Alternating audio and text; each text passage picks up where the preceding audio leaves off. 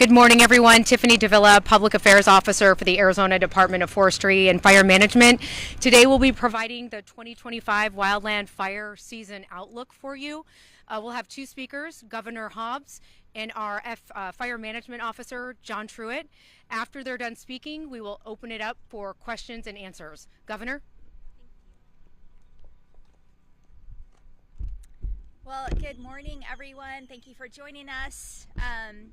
In Arizona, wildfire season is year-round, and communities across the state are at risk on any given day. That was just reiterated for us during the recent fires in LA. But as we head into the hot summer months, obviously that risk is a lot greater. And just under the leadership of Director Torres, the Department of Forestry and Fire Management is making sure that the state is well prepared for another intense wildfire season. The department has treated over 23,000 acres in the state since July, and the goal is to have 30,000 acres treated by the end of the fiscal year. Also, last year, with the signing of the bill to join the Great Plains Interstate Fire Compact, it makes resources much more available to us when we need them the most. The department has been conducting interagency trainings with local districts and our federal partners, and I know that those partnerships are really strong, which is really critical as we head into the season. And the prevention campaign, Spark Safety, Not Wildfires, is really critical when we're talking about prevention. So I want to talk about that because really that is what we can all do most to help mitigate the wildfire season that we're headed into. We all need to take personal responsibility and make sure that when we are outdoors on public lands, we are not leaving campfires unattended, that we are being as cautious as possible when using tools that could that can cause sparks, use spark arresters, securing chains on vehicles, and not pulling vehicles off the road into tall grasses. These are all things that can be incredibly risky and spark wildfires. Also, target shooting and fireworks, not things that are allowed on state lands. As well as protecting your own property, that's really critical, clearing dead vegetation, moving flammable material away from your home, and removing leaf litter from rooftops and gutters. All of these actions will help lessen the intensity and risk of fires spreading and allow our firefighters to do the work they need to do to put out fires as quickly as possible. Most fires are human caused, not maliciously, but just by taking these actions, we can all do our part to prevent them. Wildfire prevention saves lives, it protects property, and preserves our land, and we all have to work together to mitigate the impact. Thank you all so much, and I will turn it over to Chief Truitt. Thank you. Thank you, Governor Hobbs. Today we are able to present Governor Hobbs with our fire season potential outlook. And after discussing that, we're just going to, again, reiterate that we're coming off of several years of drought. We're experiencing a very extreme dryness out in our vegetation this year, so much that it's a heightened awareness that any start is going to go, and it's going to really tap into our resource and our ability to fight fire. That's why it's so important to have that cooperative, with our federal partners, our local fire departments, basically the Arizona Fire Service in general is going to be tasked this year just due to the dryness of the fire season that's at hand. I do want to emphasize again what Governor Hobbs stressed on was public education. A lot of our starts are human caused, and those are, they can be preventable. So just be cautious when you're out using, clearing your properties, out recreating, doing towing chain.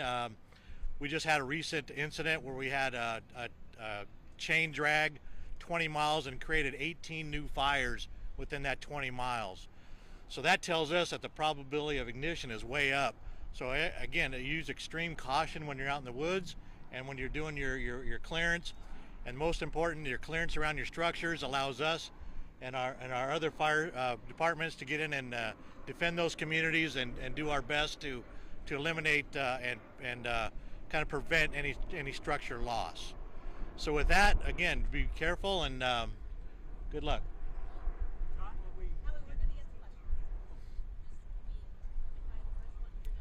Yep. I wanted to say we were having some speaker issues today. The video, this will be posted to Facebook that will have better sound for those people that have a hard time hearing. We'll start with fire. We'll start with fire-related questions. I got a fire-related. I know, and then we'll get to others. Go for it. Yep. John, not that we've done this a few times. Last year, you told us, well, it was a very wet winter, and therefore we had a lot of grass that are going to dry out. This year we had a very dry winter, and yet we're still in a fire. I mean, is this just, I mean, we keep doing this, so is a wet winter versus a dry winter? I mean, you know, make us understand, because last year was all about the wet winter. We didn't have rain for 200 some days. So talk to us. Yeah, so again, it's all seasonality and it's over periods of time. So as we get a wet winter, obviously we get the fine fuels growing, and that a wet winter and an extended winter will shorten the fire season up. Now that we went into this fall with the very dry conditions, all that carryover vegetation now has dried, and it's about 2 to 3 weeks ahead of time as far as curing goes. So we're looking at an earlier curing of the fuels and a longer duration of a fire season.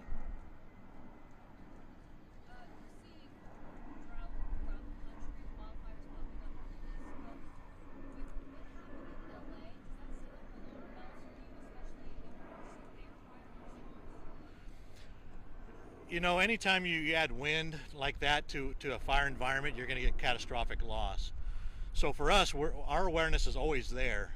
We're always going to be looking at how we can defend our communities. An average summer day can lead to structure loss if we don't do the prevention measures out there. But again, a lot of us have been doing this for a long time. We've fought in fires out in the West. It's not unusual to have those type of fires burn through those urban interfaces like that, especially when you put hurricane force winds behind them. You're going to get catastrophic loss. We're trying to prevent that. Public education, our response time, working with our Department of Emergency Management on, doing our due diligence on pre-season planning, doing evacuation procedures, those kind of things, just to keep the public safe.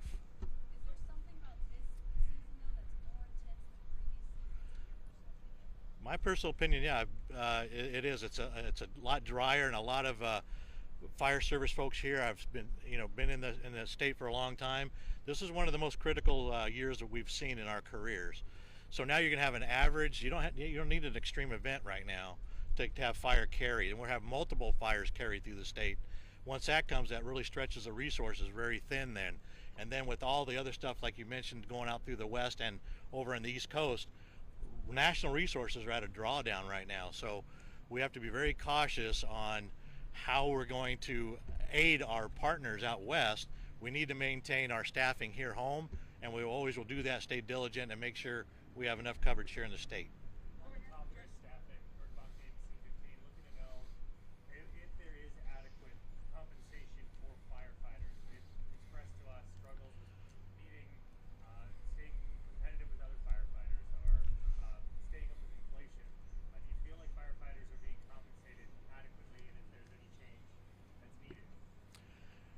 Well, with, again, Governor Hobbs' support, the increase in firefighter pay will help. But again, with the way things are going with inflation, with the competitive status of other agencies, we really need to make sure that we're paying our firefighters top dollar to attract, the most qualified folks and have that big recruiting pool available to us.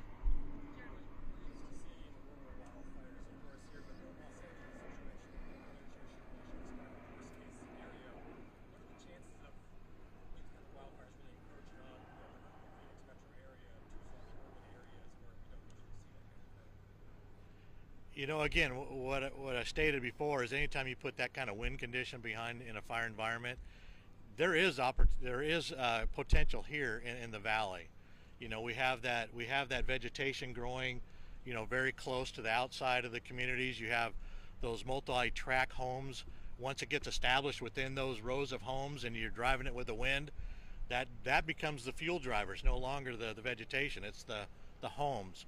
So we've all been involved in our careers with those Santa Ana type winds, the Lahaina type winds. We can't have that here. It may not be as frequent as they do in California, but we do have that potential here. Are you anticipating any impact from the federal funding cuts that are coming in on the ability to fight fires, whether it's grants you rely on or cooperation with federal partners? No, and on the grant side, I can turn that over to our director. But as far as the partnerships we have with our federals, that we meet with them very often and coordinate our resource response and our resource availability. Right now, it does not affect us. It does not affect them on our staffing and the resources that they can provide us. A lot of the conversation in California was the lack of preventative measures by the government not cutting down the dry vegetation.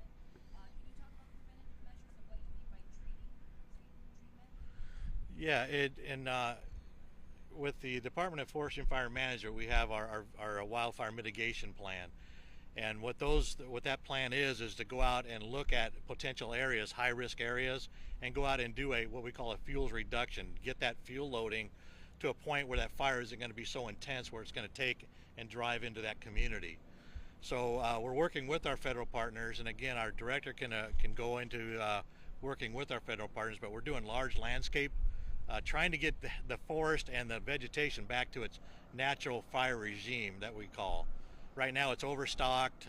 We've been fighting fire a long time. We've put that in that consideration, in that condition, but right now we're doing a lot of preventive measures by trying to thin that vegetation down to where it's a more natural type fire spread.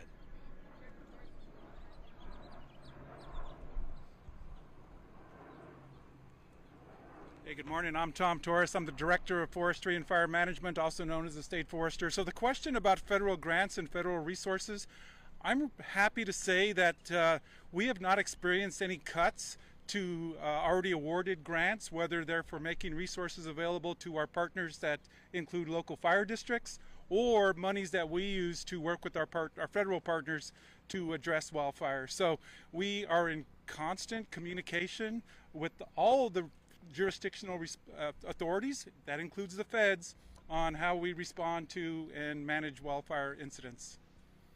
We have other fire-related questions. So two things. Is the staffing level of the state adequate today for this upcoming season? And what's the budget look like for the stars? So regarding staffing, we are almost fully staffed. This is the time of year where we bring on some of our seasonal firefighters that man staff some of the engines that you see behind me. We are on pace to staff all of our positions that we are funded for. With regard to funding, that is always a very difficult question to answer, because it's really dependent not only on the number of starts, but where they occur and how we fight them. Last year we were really aggressive, and it showed because we expended a number of resources and funding to pre-deploy. That's one of the ways in which we help communities prepare for wildfire, is we pre-deploy resources, and we're sought to increase the number of aircraft in the state. We're doing the same thing this year, so we track our funding and our costs on a regular basis, and so it's hard to say. Move on to non-fire-related topics. For the governor. Hi there. Two questions. I'll start with the first one. Senator Hoffman said he's been echoing two of your nominees, one at the register of contractors and one at the Department of Insurance Committee on solutions until certain conditions are met on those nominees. Can you respond to the holding of those nominees and specifically some of those conditions that you need to set out for those people? I haven't, to be honest with you, I haven't seen what those conditions are. I will say that the entire way that Senator Hoffman has conducted his Dino committee from the beginning of session is not seemingly in line with the agreement we came to with the president.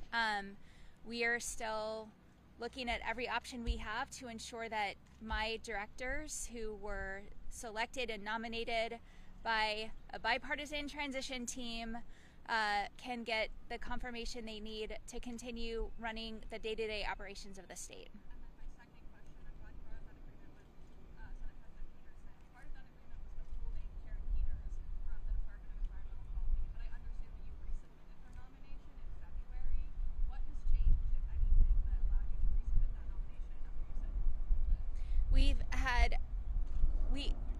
was never an agreement to withhold anyone. It was part of the agreement that we were going to have ongoing conversation about directors that may have problems getting confirmed and getting through that, and we've been working through that with some of these folks. I hope so, yes.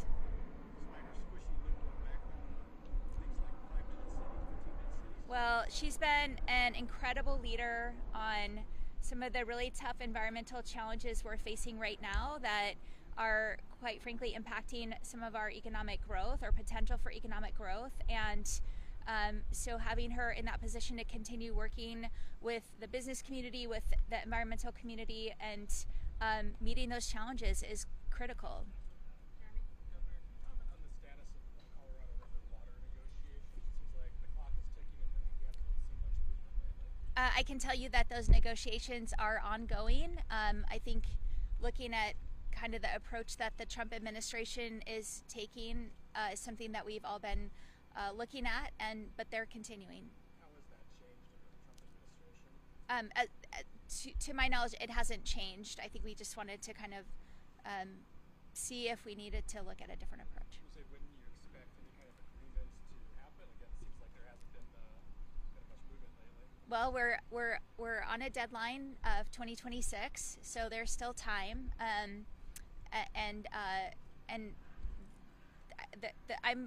confident with how the negotiations are going. Governor, we haven't asked you for a couple of weeks about the Diamondbacks and their pitch to the legislature. Yeah. To get funding from municipalities. But since we asked you last time, the county has opposed the latest version of the bill. So you have the city of Phoenix and Maricopa County now not in favor of what's happening. How does that impact your stance on the bill and how you are viewing it? We have been involved in the ongoing negotiations, and I think we're close to getting to an agreement.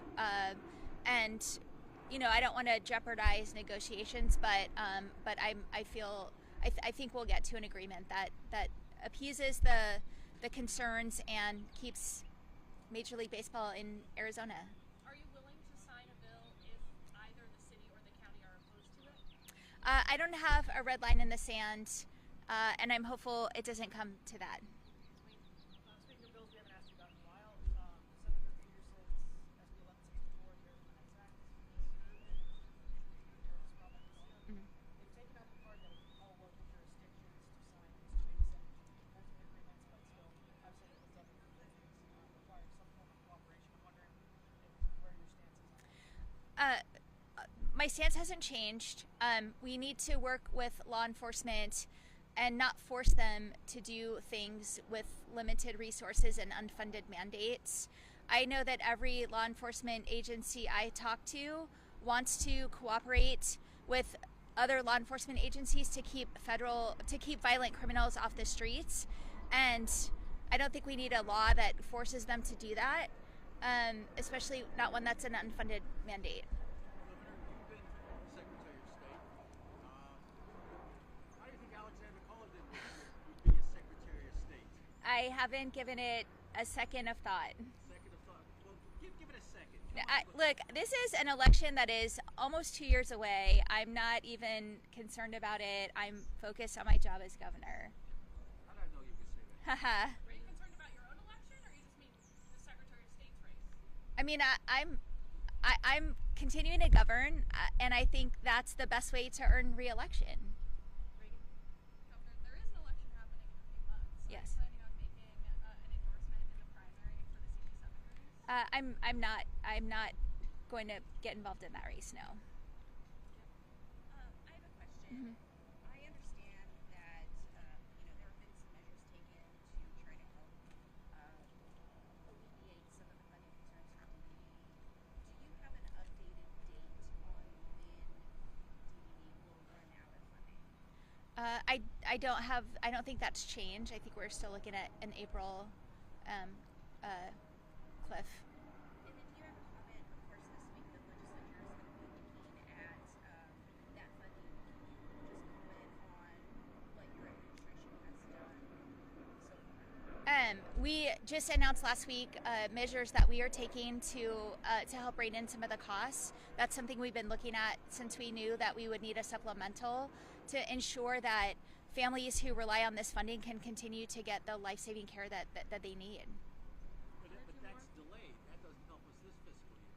We're talking, even your press aide said, all that stuff about the 40 hours, that's down the road. What are we doing this year to cut costs? Well, you saw my supplemental request. That is what triggered the need to implement these cost measures, and that's what we're doing moving forward. The supplemental request, as I've said over and over again, is a routine part of budgeting when caseloads are different than what was projected. And it's no different than, well, it is a lot different. But the Republicans will continue to go to the mat defending their bloated ESA program and make political threats to cut this essential funding for some of the most vulnerable families in our state. So there's no other action being taken other than asking for supplemental money to keep the program from running out of money. I mean, that's what you do to keep a program from running out of money, is you ask for more money to run the program, and that's what we did. I got a question. Do you believe the tariffs are taxes? And explain that. The second question, how the Trump tariff can affect the Arizona economy? How does what? Affect. So yes, the tariffs are Trump taxes. They will be passed along to consumers, and I think a big concern about how they're being implemented is just the chaos and uncertainty that it's creating. They're on one day, they're off one day, they might be on the next day, and you're seeing how the markets are responding. It's creating all kinds of chaos that at the end of the day is not lowering costs for anyone, which is something that this president ran on.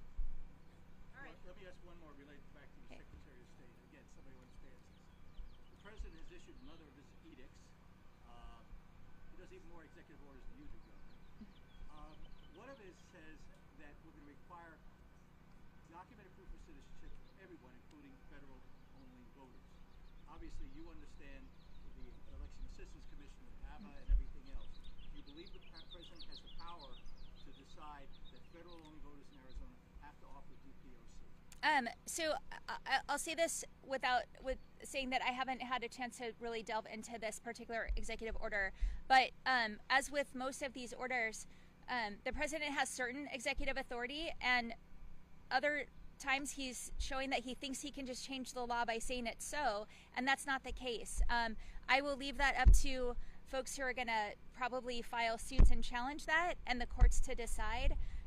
But I think he's absolutely stretching the bounds of executive authority. Just one more quick question on something we also haven't talked to you about in a while. Where are those negotiations at? And do you think that's going to the voters this year, or is it just being kicked down? The negotiations are still ongoing. I am still hopeful that we can see something passed this year. I think it's really important to get something to the ballot this year. And we're still having those conversations. So, All right, thank you, everyone. thank you.